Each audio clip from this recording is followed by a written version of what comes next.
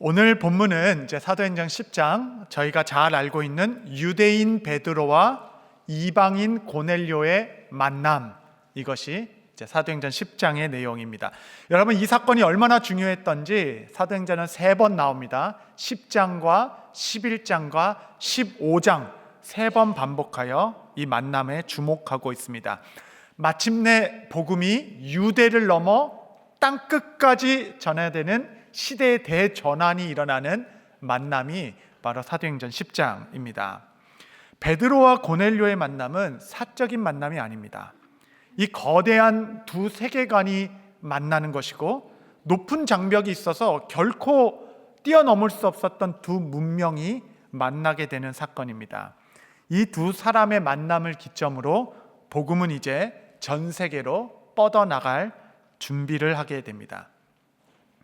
오늘 본문 내용을 좀 보시면 이제 욥바에 머물고 있었던 베드로는 이제 정시 기도 시간쯤 돼서 환상을 보게 됩니다. 환상 중에 하늘이 확 열리더니 한 보자기 같은 그릇이 탁 내려오는 거예요. 그 안에 보니까 각종 동물들이 가득했고 각종 이 조류들이 가득 담겨져 있던 보자기 그릇이었습니다. 보니까 율법에서 만지지도 말고 먹지도 말라 한 부정한 동물들이 가득 담겨져 있었던 것이에요. 하나님께서는 베드로에게 너는 일어나 저것들을 잡아 먹으라 라고 말씀하셨습니다. 베드로는 이 말씀을 듣고 깜짝 놀라게 돼요. 깜짝 놀라서 저는 이건 절대로 먹지 못합니다 라고 거절합니다. 이 환상이 3번이나 동일하게 반복되는 것이 오늘 본문입니다. 우리는 가끔 하나님께서 하시는 일을 들을 때에 내 귀를 의심하게 되는 경우가 있게 됩니다. 하나님께서 말씀하신 것을 딱 들었을 때 정말 하나님 그렇게 말씀하신 겁니까? 내가 정말 꼭 그 사람을 만나야 합니까? 내가 정말 그 땅을 가야 하나요? 질문하게 되는 일들이 있죠. 여러분, 유대인들에게 지금 무슨 땅이 있습니까? 나라가 있습니까? 무슨 주권이 있습니까? 그들에게 남은 것은 단 하나인데 그것은 율법을 지키는 것이죠. 율법을 지키는 삶. 율법을 지키는 것은 그들에게 정체성이자 그들의 명예이고 그들의 신념이자 자부심인데, 하나님께서는 지금 그것을 흔들고 계신 것입니다. 하나님의 말씀은 그의 존재의 근거와 뿌리를 흔들어 놓고 계십니다. 그래서 환상을 본 베드로의 반응은 아주 즉각적이었어요. 절대 안 됩니다. 원래 이렇게 베드로는 가끔 이렇게 엉뚱한 이야기를 서슴없이 이렇게 발설하기도 하는데, 율법을 가지고 이제 막 하나님을 가르치기 시작합니다. 그러면서 아무리 하나님이라 하더라도 율법에 관한 일에 대해서는 이 부정한 일은 할 수가 없습니다. 이렇게 말씀하니 하나님께서는 내가 깨끗하다 한 것을 너가 속되다 하지 말라, 이렇게 말씀하시면 이 환상이 끝나게 됩니다. 여러분, 우리가 읽은 이 사건을 우리는 남의 이야기처럼 읽을 수 없는 이유는 우리도 얼마나 많은 경우에 하나님께서 하라 하신 말씀에 따라 말씀을 나의 편견과 나의 어떤 자기 지식과 나의 경험과 나의 문화와 나의 고정관념의 어떤 틀을 가지고, 이 어떤 구조를 가지고 이 구조 안에 하나님의 행하신 일을 재단하고 또 제한하려 하는지 모릅니다. 여러분, 베드로가 지금 가지고 있는 그 율법의 틀 안에서는 땅끝 선교라는 새 시대를 도무지 담을 수가 없습니다. 그래서 하나님께서는 열방을 새롭게 하기 위하여 베드로를 고칩니다. 여러분, 이게 아주 흥미로운 것입니다. 여러분, 베드로에게 있어 지금 현재 이방 선교를 가로막는 가장 큰 방해는 로마 제국도 아닙니다. 그렇다고 유대인들의 핍박도 아닙니다. 이 복음에 뻗어나가는 데 있어서 가장 큰 장벽은 다름 아닌 베드로 자신이었습니다. 베드로가 가졌던 그의 틀, 그의 구조, 그의 지식, 그의 편견, 그의 소신, 여러분, 이것이 얼마나 강한지 이 선만 넘으면 하나님도 틀렸다라고 말하는 것이 바로 자기 의로움 아니겠습니까? 베드로에게 부정한 음식을 먹는 것은 꿈에서도 안 됩니다. 무의식에서도 안 돼라고 깨는 정도입니다.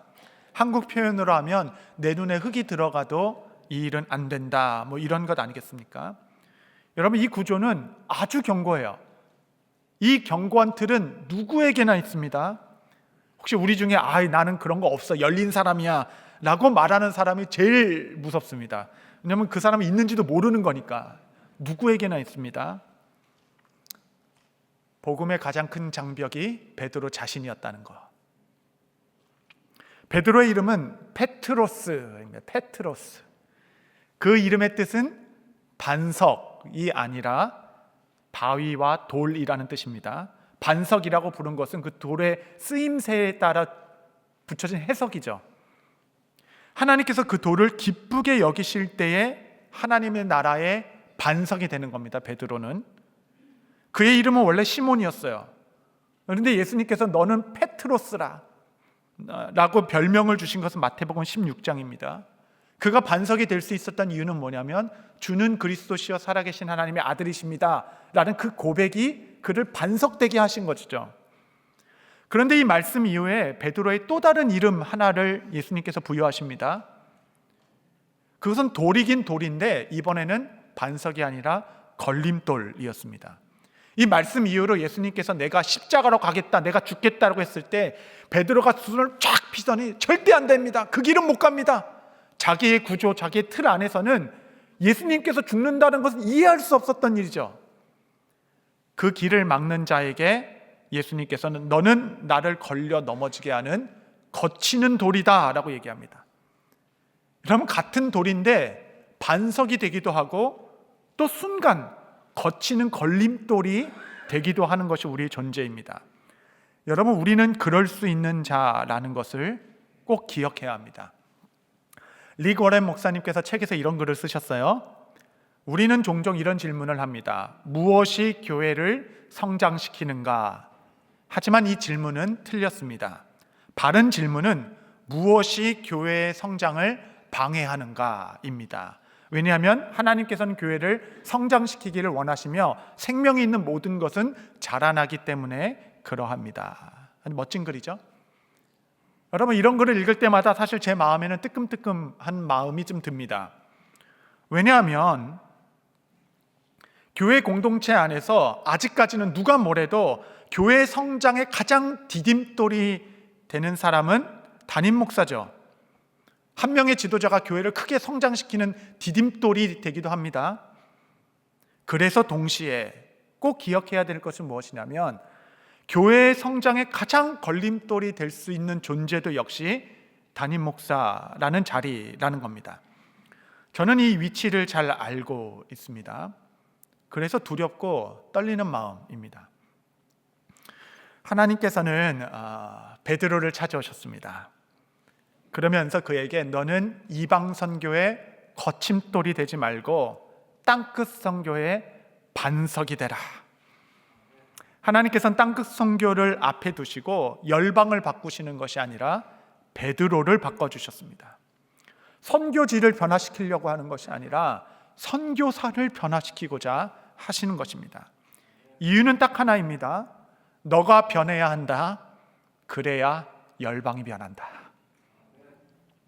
우리는 오랜 몇 주간 동안 바울의 회심을 유심히 살펴보았죠. 오늘 본문에 나오는 베드로의 변화는 바울의 회심과는 조금 성격이 다릅니다. 바울의 회심은 삶을 완전히 그 방향을 바꾸는 그 삶의 대전환이었죠. 베드로의 이 변화의 중심은 스트레칭하는 겁니다. 더 큰 그릇이 되라. 너의 생각이 너무 좁아. 너의 사고와 너의 틀이 너무 작다. 너는 지경을 더 크게 늘려야 한다. 너는 더 큰 사람이 되라. 너의 신학을 더 크게 열어라. 더 지경을 확 넓히라 하는 하나님의 회심의 부르심이 바로 사도행전 10장입니다. 여러분, 새 술은 새 부대에 담아야 합니다. 여기서 부대라는 건 가죽 부대예요. 가죽 부대는 신축성이 있어서 쫙쫙 이렇게 늘어나는 겁니다. 그래서 새 술을 담았을 때 아직 새 술이기 때문에 발효가 덜 됐죠. 숙성될 때 부피가 늘어납니다. 그 늘어날 때 찢어지지 않고 그 새 술을 다 담을 수 있는 것은 이 신축성이 있는 새 부대여야지만 부대가 찢어지지 않는 것이죠. 여러분, 험부대는 그렇지 않습니다. 이미 늘어날 대로 다 늘어져 있어서 그 늘어난 부대에 새 술을 담게 되면 이것이 숙성될 때 부대가 찢어져서 터지게 됩니다. 여러분, 새 부대가 새 수를 담게 됩니다. 내 틀, 내 계획, 내 한계, 내 지경. 여러분, 우리가 예전에 하나님 앞을 섬길 때 우리를 크게 한번 스트레칭 해봤죠. 우리를 쫙 늘려봤죠. 이만큼 헌신해 보았다, 이만큼 우리가 나아갔다라는 그 헌부대를 가지고서는 앞으로 하나님께서 이끌어 가실 새 시대를 담을 수 없는 부대가 되어서, 하나님께서는 베드로와 같은 여러분 오늘 찾아오셔서 너는 걸림돌이 되지 말고 디딤돌이 되라, 너의 지경을 더 넓혀라, 다시 새 부대를 준비해라, 새 틀과 새 계획과 내 한계도 내 지경도 넘어서는 새 문화와 새 라이프 스타일까지 새 부대는 여러분 새 시대가 담기게 됩니다. 여러분, 나에게 이런 편견이 있을 수 있습니다. 그거를 아는 것이 이제 중간까지 오는 겁니다. 나의 한계, 나의 전통, 나의 문화, 사람을 향한 두려움에 이르기까지, 여러분 마음과 태도까지 여러분 새 부대를 준비하십시오. 하나님을 제한하지 마십시오. 얕은 물에 머물지 마시고 말씀에 의지하여 더 깊은 곳에 나아가 그물을 던질 수 있게 되시기를 바랍니다. 그러한 자는 만선의 고백으로 주 앞에 서서 엎드려 경배드리는 자로 서게 될 것입니다. 그렇다면 하나님께서는 베드로의 무엇을 바꾸고자 하셨을까요? 무엇을? 그것은 베드로 안에 있었던 율법 신학입니다. 신학, 율법 신학. 베드로 안에 붙들고 있었던 자기 신학, 자기 생각. 베드로는 새 언약의 증인으로 살고 있지만 여전히 옛 언약의 가치 속에서 살고 있었습니다. 분명히 지금의 이 환상은 레위기 11장에 말씀하신 부정한 동물은 만지지도 먹지도 말라라는 하나님의 말씀과 충돌을 일으키죠.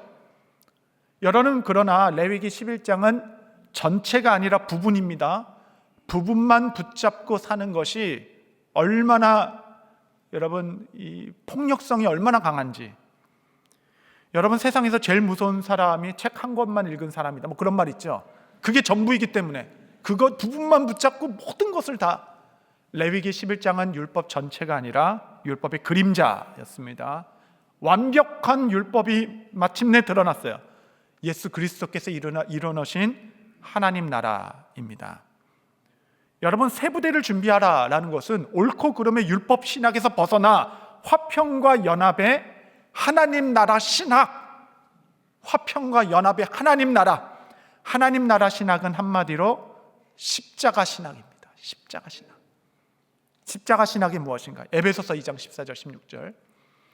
그는 우리의 화평이신지라 둘로 하나를 만드사 원수된 것 중간에 막힌 담을 자기 육체로 하시고 법조문으로 된 계명의 율법을 폐하셨으니 이는 둘로 자기 안에서 한 새 사람을 지어 화평하게 하시고. 16절 같이 읽겠습니다. 시작.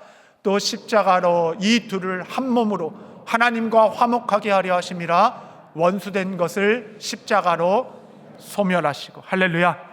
이방인이나 유대인이나 남자나 여자나 종이나 자유자나 그리스도 안에서 원수된 모든 것을 십자가로 소멸시키시고 하나 되게 하신, 연합되게 하신 하나님 나라 신학.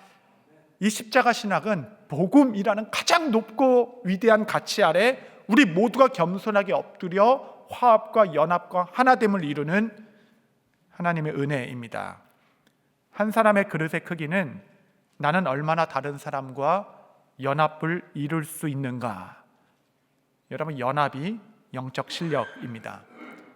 여러분, 아무리 우리는 큰 교회다 한다 하더라도 연합하지 못하면 여전히 작은 교회입니다. 생각이 작은 교회. 베드로가 받았던 도전을 생각해 보십시오. 당시 이방인과 유대인은 원수였습니다. 원수. 둘 사이에는 넘을 수 없는 엄청난 오버 더 센츄리, 세대를 지난 큰 장벽이 있었기 때문에 상상도 할 수 없었던 결합. 이방인들은 유대인들을 하찮게 여겼습니다. 저 소국들, 자기만 아는. 유대인들은 이방인들을 마치 돼지와 같이 여겼습니다. 그들을 경멸하였습니다. 율법의 옛 신학으로는 결코 하나 될 수 없었던 자들이 십자가 신학 안에서는 그 둘이 하나 되어 연합을 이룰 수 있었다라는 것, 십자가 신학을 갖추는 것이 새 부대, 새 시대를 준비하는 틀이 되게 됩니다. 여러분, 복음은 거창한 것이 아닙니다. 복음은 만날 수 없는 두 사람을 한 교제 테이블에 앉게 하는 것, 여러분, 그게 바로 복음입니다. 여러분이 연합해야 할 대상은 누구입니까? 여러분의 이방인, 높은 벽이 있어서 넘지 못한다라고 말한, 여러분, 시어머니와 며느리의 갈등은 정말 높은 벽과 같죠. 그 사이에 벽같이 끼어있는 남편은 정말 죽을 지경입니다. 얽히고 설킨 형제들의 갈등, 그럼 가까이 있는 사이일수록 싸움은 잔인합니다. 도저히 용서할 수 없는 이방인 중에 이방인 남편, 연탄집게를 볼 때마다 자꾸 묵상하게 돼요. 그 연탄집게의 폭과 눈 사이의 폭이 똑같아. 한번 맞춰보고 싶어. 확 그냥 거. 그렇죠?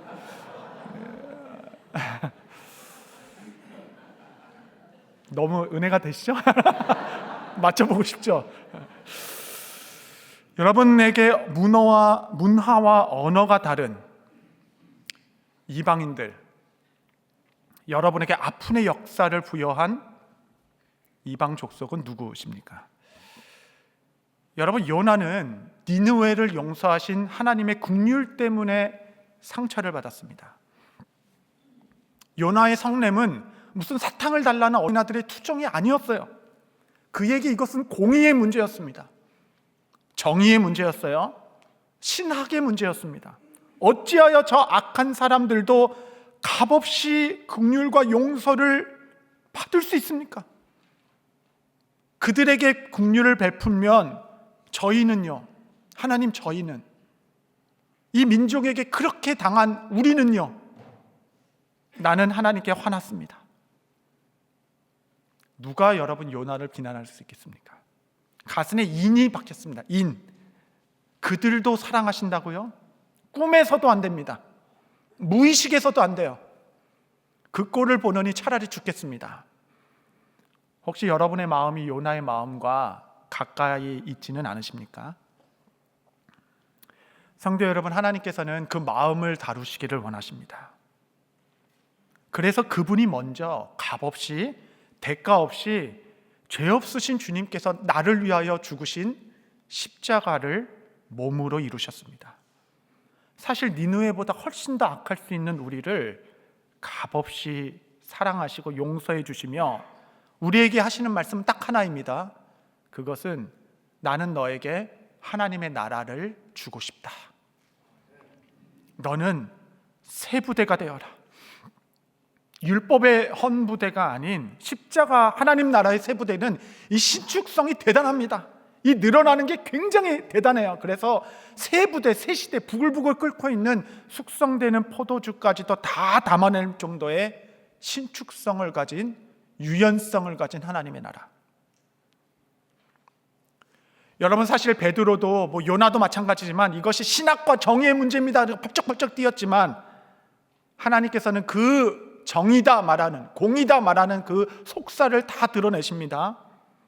나중에 베드로가 고넬료를 만난 후에 한 고백을 보십시오. 사도행전 10장 34절 좀 보시면, 베드로가 입을 열어 말하되 내가 참으로 하나님은 사람의 외모를 보지 아니하시고, 영어로 보시면 맨 마지막 God does not show favoritism, 편견, 고정관념, 편애, 외모로 보지 않으신다. 나중에 베드로가 고넬료를 만나보니까 깨달았습니다. 하나님에게는 모든 민족이 동일하게 소중하시구나. 이 고넬료를 통해서 베드로 안에 있었던 그 선민사상, 그 편견과 아집과 편애와 편협스러움을 직면하게 하신 것입니다. 그에게는 이거 생명과 같은 옳고 그름의 문제, 정의의 문제, 공의의 문제, 신학의 문제인 것 줄 알았는데 실상은 너도 알고 나도 알고, 실상은 이 일의 본질은 페이버리티즘이었습니다. 교만과 편견의 문제입니다. 여러분, 우리가 말하고 있는 문제의 대부분은 옳고 그름의 율법이라고 우리는 말할 수 있지만, 이것이 공의이고 이것이 정의입니다 라고 말할 수 있지만 100번 양보하더라도 여러분, 그 갈등의 뿌리, 그 끝은 교만의 문제입니다. 왜냐하면 우리는 시작점이 달라요. 우리의 시작은 0에서 시작하는 것이 아니라 저 100m 뒤에서 시작합니다. 우리는 사랑의 빚진 자이기 때문에 그렇습니다. 우리는 1만 달란트 탕감받은 자이기 때문에 그러합니다. 하나님, 제가 율법 아래서가 아닌 십자가 아래서 살게 해주십시오. 여러분, 이것이 새 부대의 노래입니다. 정말 새 부대가 되고 싶지만 동시에 우리 안에 두려움도 있죠. 주님 이미 아시잖아요. 저는 이미 늘어날 대로 늘어난 험부대입니다. 주님, 제 마음에 더 담으라 하면 저는 찢어집니다. 이제 아무것도 할 힘이 남아있지 않습니다. 이렇게 고백하는 두려움이 있죠. 그러나 성도 여러분, 아무것도 염려하지 마십시오. 이미 하나님께서는 여러분 안에 위대한 일을 시작하셨습니다. 이제 펼쳐질 너무나도 자연스럽고 여러분께 맞이하실 하나님의 그 인도하심에 여러분 자신을 맡기시기만 하면 돼요. 여러분, 복음은 노력이 아니라 좋은 소식입니다. 겸손과 은혜의 소식이에요. 하나님께서 베드로를 어떻게 바꾸셨는가, 무엇을 바꾸셨는가를 다뤘다면 이젠 어떻게 바꾸셨는가, 여기에 은혜가 있습니다. 하나님께서는 어떻게 자기 신학, 자기 신념, 자기 율법, 자기 편견의 한계에서 열방을 담아내는 새 부대로 그를 어떻게 변화시키셨는가, 하나님께서 그를 위하여 준비하신 최고의 은총, 최고의 교육 방법, 최고의 하나님의 그 방법은 단 하나였습니다. 그것은 만남. 하나님께서 만남을 주선하시는 주님, 고넬료와 같이 신실하고 경건한 자의 만남을 통하여 베드로는 크게 성장하는 것이에요. 그의 삶을 보고 그와 교제를 통하여 고넬료를 만나고 그의 신학이 확 열렸습니다. 그를 만나보니 이방인을 향한 편견이 다 무너지게 되었어요. 이방인 중에도 이렇게 신실하게 모범이 되는 하나님을 사랑하는 자가 있구나. 그의 편견에 지진이 일어나기 시작했습니다. 하나님은 칠로 외모로 사람을 취하시는 분이 아니시구나. 고넬료를 만나니 생각이 열리고 지경이 확장되었습니다. 땅끝이 보이기 시작했어요. 새로운 꿈을 꾸기 시작했습니다. 마침내 더 깊은 데로 가서 그물을 던져야 되겠다라는 새 비전과 새 소망을 만남을 통해 주시고자 하는 하나님의 놀라우신 계획. 한 사람의 고정되고 좁은 틀을 무너뜨리는 하나님의 방법은 경건한 사람과의 만남이었습니다. 여러분, 설교가 아니에요. 사람입니다. 고넬료는 경건한 사람이요, 온 집안이 더불어 하나님을 경외하는 자였고 구제에 힘썼고 항상 기도하고 있었던 경건한 사람과의 만남. 변화의 핵심은 말씀 강론이 아니라 말씀대로 살아가는 자와 그 경건한 자의 삶을 보여주는 것. 여러분, 만남이 성장의 핵심입니다. 하나님께서 이 만남을 얼마나 오랫동안 세밀하게 준비하셨는지 모릅니다. 하나님께서는 베드로에게 이 환상을 말씀하시기 전에, 베드로에게 나타나기도 전에 고넬료에게 먼저 나타나셔서 한 마음을 심어주셨어요. 사도행전 10장 3절 6절에 보시면, 하루는 제9시쯤 환상 중에 밝히 봄에 하나님의 사자가 들어와 고넬료야 하니, 고넬료가 주목하여 보여 두려워하여 이르되, 주여 무슨 일이니까? 천사가 이르되, 내 기도와 구제가 하나님 앞에 상달되어 기억하신 바가 되었으니 내가 지금 사람을 요바에 보내어 베드로라 하는 시몬을 청하라. 그는 무두장이 시몬의 집에 유숙하니 그 집은 해변에 있다 하더라. 하나님께서 이 만남을 주선하기 위해서 이제 오래전부터 일을 시작하신 겁니다. 그분은 성실하신 분이세요. 각 사람 마음에 가서 각 사람 맞는 말씀을 막 하고 일하십니다. 고넬료에게 환상을 주시며 베드로를 청하여 모시라. 그는 해변가 무두장의 집에 있다. 이거 뭐 그냥 지나갈 수 있는 말이지만 무두장의 집에 있다라고요. 여러분, 무두장이는 무엇이냐면 가죽 장인입니다. 그래서 동물의 죽은 가죽을 벗겨가지고 이렇게 가죽 제품을 만드는 게 피장이라 그러죠. 율법은 죽은 사체, 시체를 만드는 것을 부정하게 여깁니다. 그렇기 때문에 무두장이는 율법에 따라, 그 유대인이었는데 율법에 따라 아주 비천한 직업. 그러니까 그들이 만드는 가죽은 좋아했어요. 만드는 사람은 싫어했습니다. 그래서 그는 해변가에 홀로 살아야 했을지도 모릅니다. 너무 천대받았기 때문에. 율법은 그를 만나지도 말고 교제하지도 못하도록 하고 있습니다. 그런데 여러분, 베드로가 전도 여행 중에 루다에서 사람을 고치고 요빠에서 다비다를 만나고 여차여차해서 하나님께서 그의 걸음을 무두장이 집에 유하게 하신 것입니다. 율법에 따르면 가지 말아야 하고 만나지 말아야 될 그 경계가 있는데 그 선이 나도 모르게 조금씩 흐려지고 있는 거예요. 율법이 금한 사람과 함께 거하며 함께 유숙하며 함께 먹는 준비가 점점점 되고 있습니다. 하나님은 베드로 안에 이미 새 시대를 받아들일 준비를 하나하나 차근차근 시작하시고 진행하고 계셨습니다. 베드로가 환상 중에 부정한 음식을 먹으라 그 환상을 받은 것도 무두장이 집 옥상에서 드린 하나님께 기도였습니다.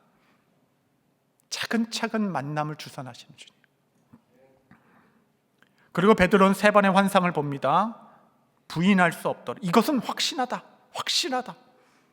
그리고 그 환상을 마치니 사도행전 10장 17절 보시면 베드로가 본 환상이 무슨 뜻인가 속으로 의아해하더니 마침 고넬료가 보낸 사람들이 시몬의 집을 찾아 문 밖에 서서 마침 여러분 정확한 타이밍에 맞춰서 환상이 이게 무엇인가 의아해하며 이게 절대 난 못하는데 이런 마음이 들 때에 고넬료의 이방인의 초청을 받게 된 하나님의 타이밍, 그 걸음 하나하나까지도 여러분 고넬료의 요청에 수락할 수밖에 없도록 미리 그의 마음을 준비시키신 분도 하나님이시고 더 일찍이 베드로가 무두장이 집에 거하게 발걸음을 인도하신 분도 하나님이시고 그 시기에 딱 맞게 하인들의 걸음을 인도하게 하신 분도 하나님이십니다. 발걸음 하나까지도 주관하셔서 새 시대를 맞이하는 새 부대로 베드로를 바꾸고자 하신 주님의 경영, 각 사람 마음 가운데 들어가 일하시는 주님, 하나님 나라의 하나님 나라 확장의 가장 기본적인 형태는 경건한 사람들 간의 만남입니다. 만남을 통해서 일하게 하시는 주님, 지금도 주님께서는 전 세계를 보시며 이 종을 누구를 만나게 하실까? 어떻게 이 사람을 만남을 주선하실까? 만남을 통해 하나님의 나라는 확장되기 때문에 그러합니다. 만남이 하나님의 방법입니다. 그러므로 여러분, 하나님 나라의 확장은 우리에게 순간순간 찾아오는 기회요, 일상에서 매일 만나게 되는 도전이고 성도라면 누구나 삶에서 동참할 수 있는 사역입니다. 그때마다 기가 막힌 사람들과 만나게 하신 하나님의 경영, 만남이 하나님의 뜻을 이루는 가장 선한 방법이기 때문에 오늘 나의 하루의 모든 만남이 소중합니다. 매일매일의 만남을 통해 하나님의 나라는 누룩과 같이 확장되고 연결되고 전파되며 뻗어나가게 되는 겁니다. 열방 복음의 길이 열려져 있다는 확신이 있기에 우리는 매일매일 하나님의 나라에 동참하게 됩니다. 마지막으로 딱 한 번만 더 언급할게요. 이제 언급 안 할게요. 선교대회 때 그 라이드를 줘서 커네티컷으로 연결된 그 가정을 몇 주 전에 말씀드렸는데 제가 지난주에 새가족 환영회 보니까 그 가정의 아드님, 커네티컷에 사시는 아드님이 우리 교회에 등록을 하셨더라고요. 살펴보니 그 가정에게 있어서는 우리 교회가 준비된 고넬료 교회와 같았습니다. 하나님께서 우리 교회를 그 가정을 위하여 일찍이 준비시켜 놓으신 듯 하였습니다. 성도 여러분, 한 가정을 하나님께서 지극히 사랑하사 이 고넬료 교회에 된 우리와 그 가정이 만나게 하시려고 전 세계를 경영하신 하나님의 그 성실하심, 여러분, 성도 여러분, 여러분은 결코 혼자가 아닙니다. 하나님께서는 전 세계를 다 뒤져서라도 여러분의 고넬료를 찾아내시고 세밀한 한 걸음 한 걸음을 만남을 주선하셔서 마침내 여러분들이 새 부대가 되도록 여러분을 바꿔주실 것이에요. 내가 들어야 할 말씀이 있다면 땅끝에서부터 고넬료와 같은 설교자를 모셔다가 이곳에서 여러분에게 그 말씀을 듣게 하실 것입니다. 너무나도 신비하게 세계를 경영하시는 하나님의 마음 중심에는, 전 세계를 운영하신 하나님의 마음 중심에는 여러분의 이름이 있어요. 하나님께서 여러분만 사랑하시는 것과 같이 여러분을 중심에 두고 전 세계를 운영하시는 하나님의 그 신비로운 섭리, 신비로운 다스리심. 그리고 말씀하십니다. 너가 변하면 열방이 돌아온다. 모든 사건, 모든 눈물, 모든 만남 속에서 하나님은 지금도 성실하게 일하고 계십니다. 하나님, 오늘도 하나님은 준비하세요. 나를 바꾸기 위해서. 그래서 때로는 이 감당 못할 사랑에 눈물만 흘리게 됩니다. 그래서 오늘도 우리는 주님을 기대합니다. 주님은 성실하시기 때문에 나의 하루하루는 보석과 같이 소중합니다. 새 부대가 되어 열방이 담기게 하옵소서. 한 주간의 여러분의 모든 만남을 통해 하나님의 나라가 누룩과 같이 이 땅에 펼쳐지게 되시기를 축복합니다. 기도하겠습니다.